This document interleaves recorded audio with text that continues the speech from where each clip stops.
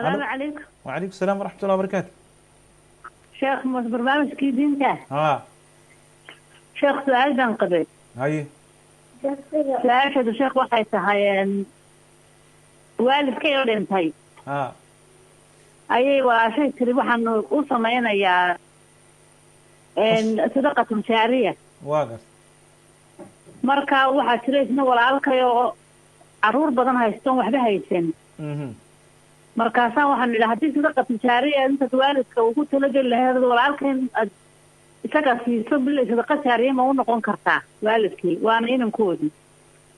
maya sadaqada jaariyada waxaa la rabaa wax haddee qofkan uu wax baxsaday oo dhinto xataa wax sii soconaya la rabaa sida masjid la dhiso isbitaal la dhiso madaaris ceel la qodo waxaas laakiin qof wuxuu la quudiyey waa sadaqa caadiya sadaqa jaariya ma aha.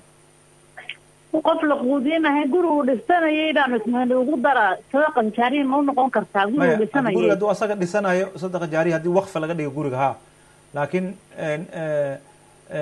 waqfi oo waxaa laga dhigi karaa mucayan ah oo wallahi asaga ilmihiisa isticmaalaan saa dhinacaas waa ka naqan kartaa haddii la cayino waqfiga oo la yidhaaho gurigaasaa la waqfay waalidkii uu bixiyey waxaana deganaanaya gurigaas uu waqfsan yahay walaalkay iyo wuxuu dhalay waxay sii dhaleen waa la dhigi karaa isticmaalkooda. waaye markaas sadaqatu jaariya uma noqonaysaa tiri sheekh.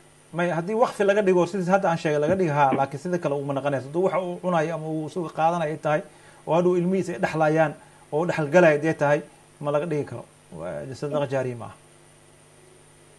waaye sheekh ilaahay khayr ha ku